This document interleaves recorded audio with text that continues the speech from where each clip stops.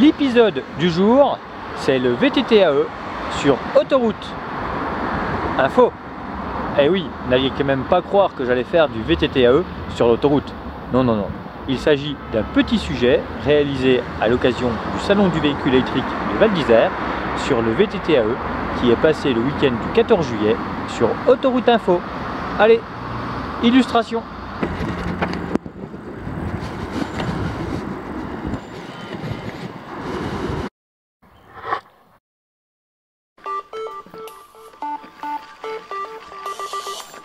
Retour à Val d'Isère pour découvrir le salon du véhicule électrique et hybride, et nous nous trouvons dans l'espace où sont exposés les véhicules 2 roues électriques sur le stand de la marque Scott précisément.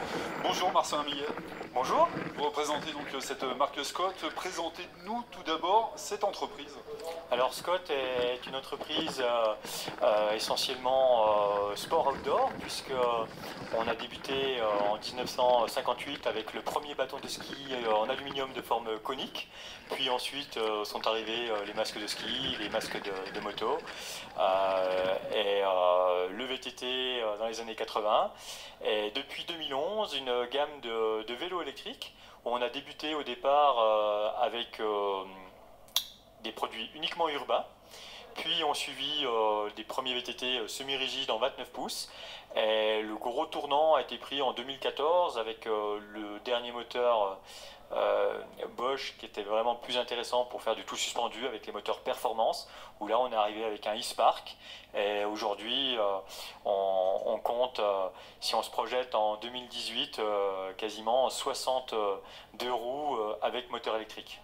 Alors pour les néophytes, ça ressemble à vraiment des véhicules assez haut de gamme quand même, hein. C'est pas pour le débutant. Alors, le vélo électrique s'adresse à tout le monde. Aujourd'hui, en termes de mobilité douce en ville, le vélo électrique est de loin l'engin le plus performant pour aller d'un point A au point B en termes de vitesse moyenne. En termes d'empreinte écologique, c'est également celui qui est le plus performant. Même devant les transports en commun, toutes les études le montrent. Après, parfois, il faut accepter de mettre une capeline sous la pluie. Mais les vélos urbains sont vraiment super bien équipés en termes de garde-boue. L'eau qui est au sol ne remonte pas du tout sur le pilote. L'éclairage est efficace et on a vraiment des machines adaptées à la mobilité urbaine. Et la grosse nouveauté, on va dire, depuis 2014, avec justement l'arrivée de ces premiers tout suspendus avec les e-Spark, c'est le VTT-AE. Aujourd'hui, c'est devenu une vraie discipline, avec une nouvelle activité en montagne, mais également sur des territoires à l'origine moins touristiques, puisqu'en fait, un maillage de sentiers pittoresques, naturels, il n'y a pas mieux pour le vélo électrique, pour découvrir des régions, des territoires, et également de la compétition, puisque aujourd'hui le VTT-AE est un sport mécanique qui n'a rien à envier aux autres disciplines. Ça permet quoi d'avoir un VTT électrique? On peut grimper sur des pentes vraiment très raides, dans des pierriers, enfin, c'est vraiment le libre accès à toute la montagne. Alors c'est l'accessibilité. La meilleure comparaison qu'on puisse faire entre le VTT-AE et une autre discipline, c'est avec le ski alpin. Le ski alpin et le VTT-AE ont les deux mêmes ADN, puisqu'on est sur une discipline où on va pouvoir en fait partager des sensations, des émotions, atteindre des sommets en famille, un grand-père avec ses petits-enfants, en couple, un petit peu comme en ski alpin.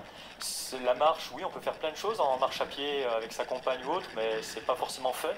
Le VTT-AE offre ce côté émotion, sensation que seul le ski alpin a amené aujourd'hui. En VTT-AE, on n'a pas besoin de neige. Les stations comme Val d'Isère sont les premières à avoir compris l'intérêt de cette discipline pour les touristes. On a une saison qui s'étend aujourd'hui de début mai aux vacances de la Toussaint. Et on n'en est qu'au début, à mon avis.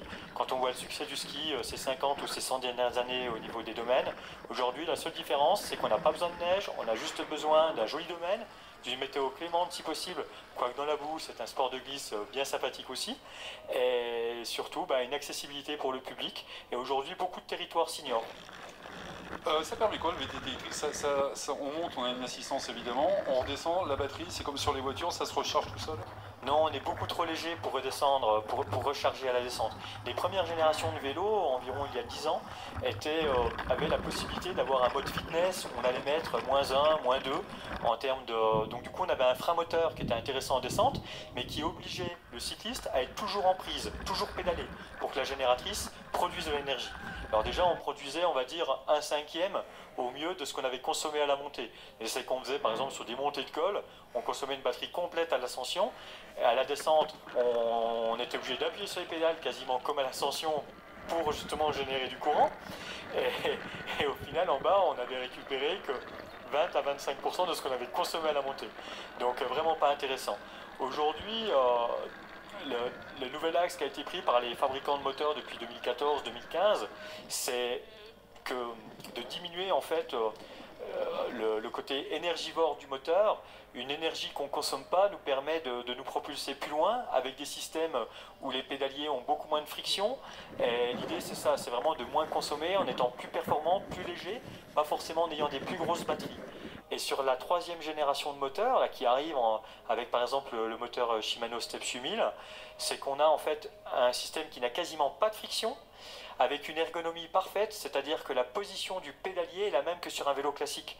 Aujourd'hui, certains moteurs ont des pédaliers qui sont très très larges, et le risque, c'est de s'abîmer les hanches, entre guillemets, à pédaler avec des pédales qui sont 4 cm plus larges que sur un vélo normal. Du coup, l'autonomie d'un VTT électrique, aujourd'hui, on va pouvoir faire combien de kilomètres environ? Alors, j'aime pas parler en kilomètres parce que la France est un beau pays et vos auditeurs, selon l'autoroute sur laquelle se trouvent, n'ont pas du tout les mêmes paysages. Donc, je préfère parler en dénivelé. En dénivelé, on arrive à faire aujourd'hui avec des batteries de 500 qui représentent quasiment l'intégralité des gammes 2017-2018. On arrive à faire 1500 mètres de dénivelé en mode maxi pour quelqu'un de 75-80 kg. On peut faire beaucoup plus en mode éco, mais après pour moi le VTT-AE doit rester un sport de pilotage, de plaisir et pas de souffrance. Rouler en mode éco en montagne, oui certes on pourrait aller chercher 2000 mètres de dénivelé, mais sur des vitesses moyennes et avec un effort presque plus important qu'avec un vélo on va dire sans moteur. Donc 1500 mètres en mode sportif, c'est plutôt agréable et c'est ce qui donne la banane généralement. Toute dernière question, vous l'attendez, à quel tarif tout ça? Alors aujourd'hui, pour avoir un produit performant, intégré et surtout qui bénéficie d'un outil de diagnostic, puisque c'est la force du vélo électrique, c'est qu'on peut en fait tout voir dans un moteur, nombre de cycles batterie, etc. Donc c'est un gage de qualité en usage quotidien, la possibilité de faire des mises à jour. Et aujourd'hui, les fabricants de moteurs, contrairement à l'informatique où le matériel est vite obsolète, offrent aux consommateurs la possibilité de mettre à jour leur vélo même 3 ans après et n'ont rien à envier. Voilà, à partir de la semaine prochaine, quelqu'un qui aura un moteur performance CX pourra le mettre au niveau 3 ans après. Donc ça c'est plutôt génial. Et ouais, c'est 2000, faut compter 2600 € pour un semi-rigide avec un moteur qui offre un diagnostic et à partir de 4000 € pour un tout suspendu. Merci beaucoup Marcelin Millet de la marque Scott. Bon salon à vous et à très bientôt. Merci. Nous sommes à présent en compagnie de Jean-Pierre Lieb.